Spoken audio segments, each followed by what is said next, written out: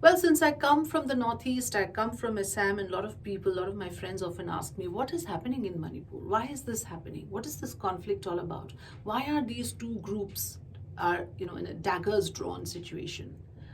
And there are no simple answers. But one must understand here that Manipur is a border state. The local communities, the indigenous people, have always felt threatened with the influx of communities from across the border. That has been a perennial problem. Has it been addressed sufficiently, decisively? The answer is no. This problem has been allowed to fester. And of course, the current Chief Minister Biren Singh, when he came to power and in the beginning of his term, he thought that he will go about making some changes. He will do some cleansing. He started with cracking down on the drug network. But there has to be a method to this, a very careful and strategic plan. You can't just simply go about cracking down on networks that have existed forever without facing a huge backlash, and you cannot just walk into the lion's den in that manner, is what I'm trying to say. And that is what Biren Singh tried to do, obviously inviting a huge backlash, because these are well entrenched drug networks, and these are people with arms and money, and they can simply get back at you. And that is precisely what happened. And then came the issue of local communities feeling threatened, and being from that community, wanting to pander to that vote bank, and you decided to have a reservation for the indigenous community because the influx of other communities was such that your indigenous people were feeling threatened. And in the process, by trying to put in this quota issue for the Métis community, you further angered, interestingly, the same communities who you were trying to crack down upon. So, with these two issues combined, you have stirred the Pandora's box.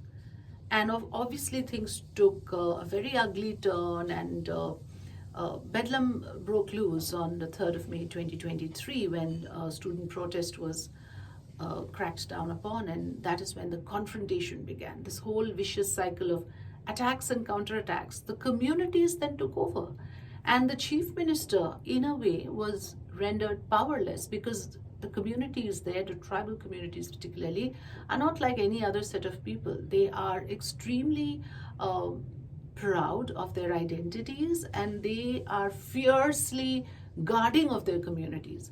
So people decided to take matters into their own hands, and the clashes began, and they did not care for any sort of governance or central forces. People went about killing each other. You're reduced to a level where you allow your animal instincts to take over, and it is not like any other place. Here, the killings, the murders, the rapes are of unbelievably inhuman sort of a level, where you kill babies, you kill pregnant women, you butcher, you hack, you burn alive. That sort of a level is what I'm talking about. And uh, it happens when people allow the demons to simply unleash. And that is what is going on in Manipur right now. When you hear those gory details about how people are being abducted and killed, it's been 18 months, and there are people in refugee camps, and who are guarding these camps? The community leaders. The security forces, the state administration has been rendered powerless for a very long time. There is no sense of confidence that other communities, other than the community that the chief minister belongs to, has in the leader of the state. So under the circumstances, you have sort of let loose. It's a banana republic sort of a situation, where people are now hounding each other and killing each other. And what is the solution then? Where will this stop, and how will this stop? Under the circumstances, pumping in more central forces or imposing AFSPA, which allows the security forces to indiscriminately kill without facing any consequences, is not going to help, because everybody is now being looked at with suspicion on their affiliation to one side or the other, including the security forces, including the central forces. So you are reduced to a Métis or a Kuki or a Métis affiliate and a Kuki affiliate. Even if you are say, a member of a security force. And that is how it is. So this, what is the solution? The two kinds of solutions suggested. One is that there has to be a military resolution, in the sense that there has to be a crushing of the unruly elements, the rogue elements, by brute force, and they have to be reined in, because after all, this is a civilized nation. So pump in as many security forces as required, and with brute force, just rein in these elements and take control of the situation. That is one solution that is suggested, because that is what governments are for, that you have to restore law and order. And if there is anyone taking law into their own hands, uh, that is what any civilized nation would do. And the other solution is dialogue, consultation, calling in the stakeholders. There have been several attempts, it has not worked. The reason it has not worked is, again, like I said, everybody is looked at as representative of one side or the other. So there is no such thing as a mediator or a neutral interlocutor as of now. So unless those neutral, so-called neutral observers or interlocutors who both parties trust are neutral arrive in the scene, there can be no discussion. The suspicion and the mistrust is of very high level, and emotions are running high at the moment.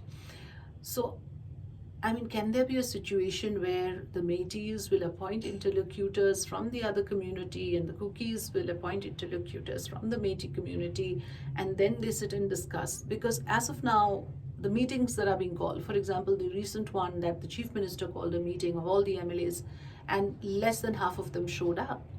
It doesn't work like that. It cannot work like that. Here, the state administration, whether we like it or not, have been rendered toothless.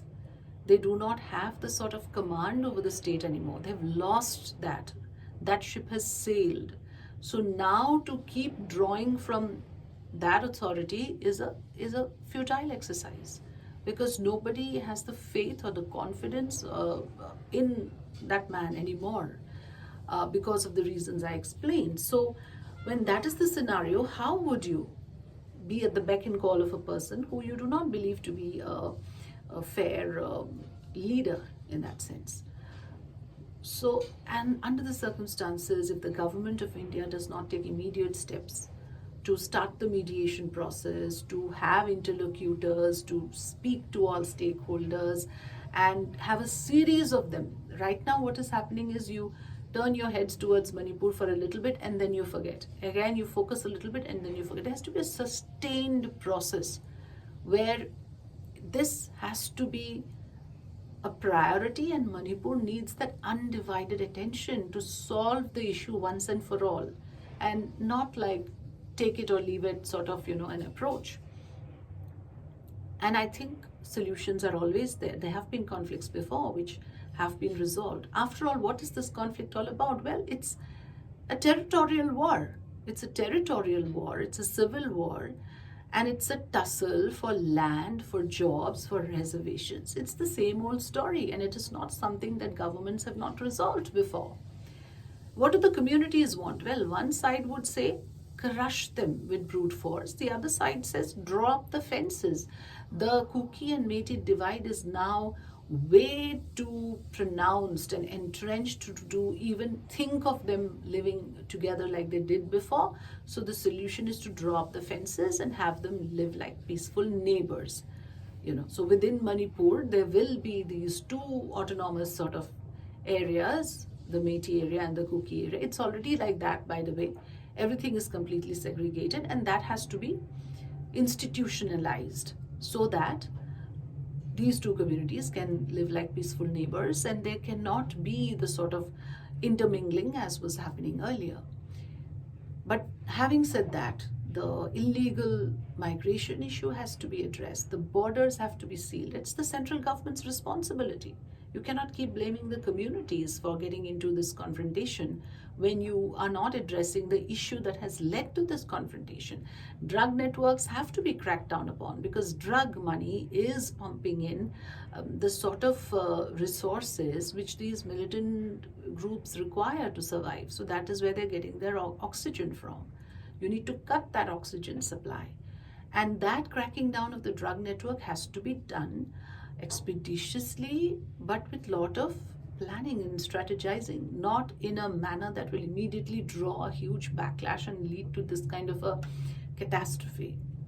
There are solutions. It is just about having the political intent to get it done.